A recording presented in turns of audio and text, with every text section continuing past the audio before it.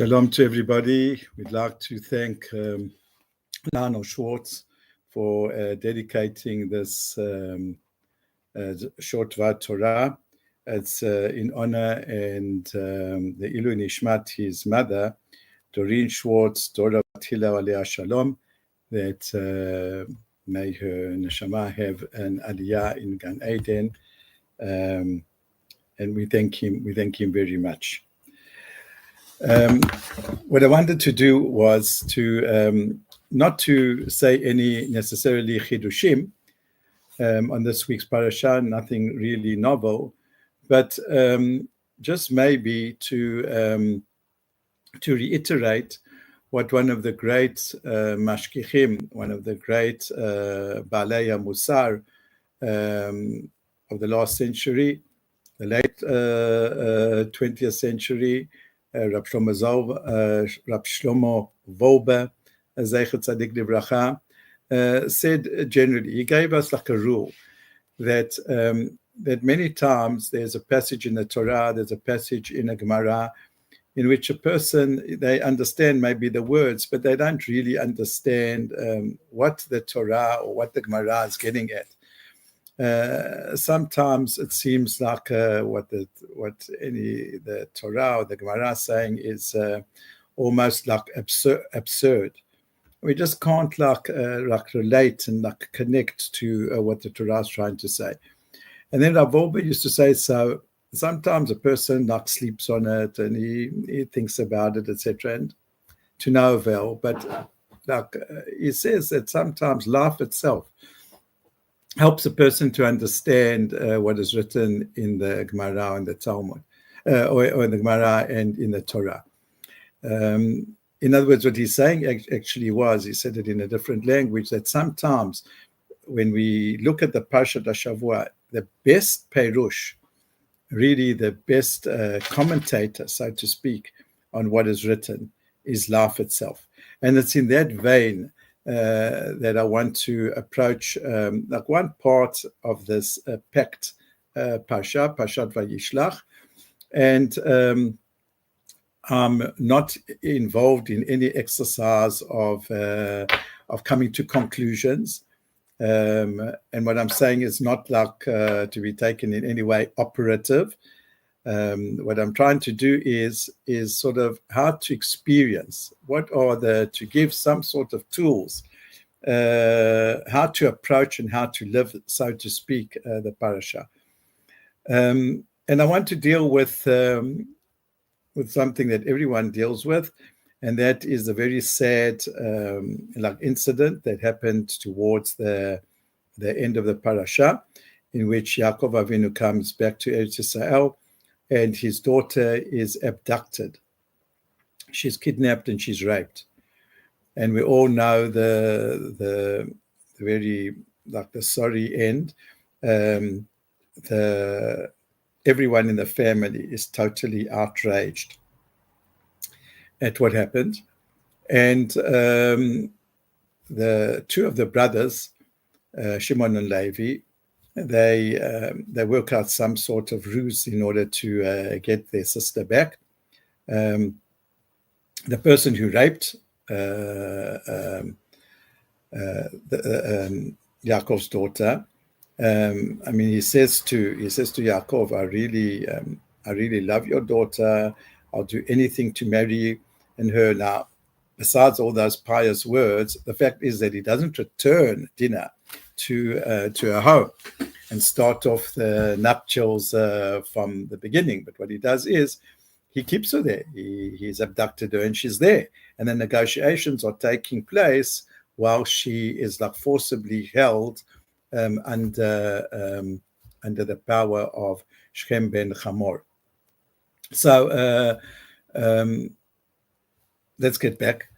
The two brothers come, and what they do is they wipe out the city, all the men. They pillage the city, and we all know the confrontation that there was between the brothers and between Yaakov Avinu. And everyone, of course, this has become always a shiur on to what degree people, there's collective punishment, and everyone raises the moral the question: did they do right? Didn't they do right? Etc. And of course, at the end of this parasha, did Yaakov accept what they did? Well, the Torah says, as I've just read it in English, that Yaakov said to Shimon and Levi, "You have sullied me to render me loathsome to the inhabitants of the land, the Canaanites and the Perizzites." First of all, he says that now that we've attacked Shechem and we wiped them out, everyone looks at the Jews as being loathsome. That's number one. And number two, he says to him, "I'm few in number.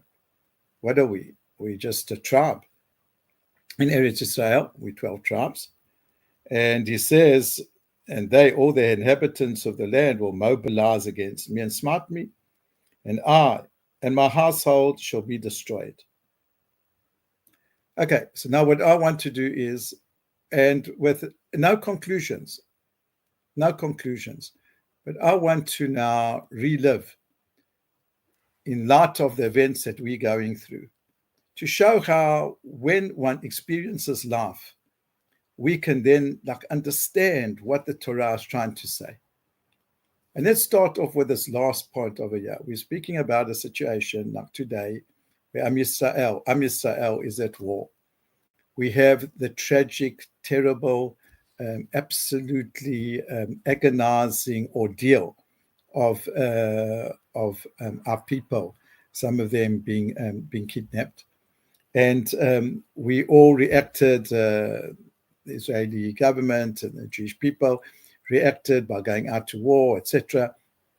And now the question is what to do, to send trucks, not to send trucks. I'm not interested in the politics. I'm interested in living the parasha, how to learn a parasha, how to learn over here a parasha in the light of events, how to live it, how to feel it, and how to experience it. In the simple language, when Yaakov says to Shimon and Levi, "You have you spoilt my reputation. You made me loathsome in the eyes of people. How would we?" And I'm also few. I'm few, and the people will rise against me. How do you understand that in light of what was going on? In simple language. What it means is that Yaakov says, "You have now spoilt my name in the light of the international community." The BBC and CNN and everybody else, right, says, "Look what you've done. You took innocent people, and they didn't kidnap your daughter, and you killed them." Is this Yaakov speaking about right and wrong? Is he saying when he's arguing with his sons, is he telling them that they're morally wrong? Or is he telling them that, you know what, you might be correct, but look at the ammunition you've given to the nations of the world. Look at what they say about me. And number two, I'm few people and they're going to rise against me. Translated into simple language, we are dependent on America for arms. We are now dependent on this one and that one. And if we don't have that, we are few, they many, and they will kill us. That's what it means to live the Parsha. We are speaking about now, how this all can happen, and we haven't got into that. Before these things happen, we don't understand really over here. It's so academic, and we have these philosophical type of arguments, etc. But when this is in front of our eyes, we have a scenario and the type of arguments right before our eyes. We are experiencing them. And then they answer him.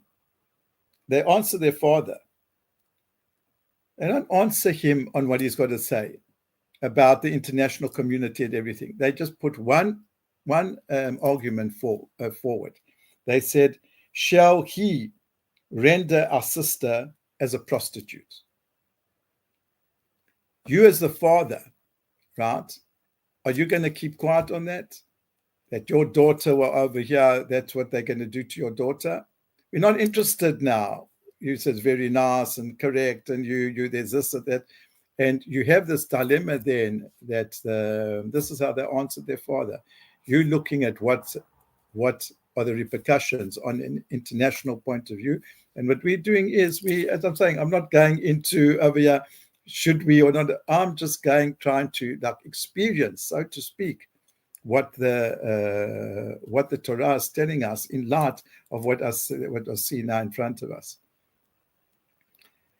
Let's go back a moment and conclude with this. There's a very dealing now with the Inyanim, with the question, which is the whole time asked, what is the responsibility of people who are not directly connected to the conflict? Why did Shimon and Levi kill people who are innocent? Who abducted their daughter, their sister? There was one person who abducted the daughter. He raped her. He abducted her and raped her, and that is Shem. That's his name, Shem ben Hamor. And he, of course, he was given the sort of the backing of his father. But what do you want from all the rest of the people? So all of us, first of all, just let's look, sometimes just look very carefully at the psukim before we speak about experience. In Perek Lamed Dalet, Pasuk Chavav, Pasuk Chafhei, it tells us that how did they bring their sister back, Shimon and Levi? It says that Shimon and Levi went with their swords, they killed the people, and then they took Hamor, that's the father, and Shem, that's the son, right, who abducted Dinah and raped her, right? And then they killed them. So what's the order? They killed the people of the city. Then what they did was they killed the father, and then what they did was they killed the son. Now the Orach Chaim says, I mean, isn't that like counterintuitive? Isn't it like very strange? First you kill the criminal, first you kill the son who abducted Dinah, then the one who was very closely associated with him, who did the negotiations of father. And then what you do is you kill the members of the city for whatever reason. But the Orach Chaim says from here, you see from the order that the Torah says, you see that they couldn't do that. They couldn't first do justice to Hamor and to Shem.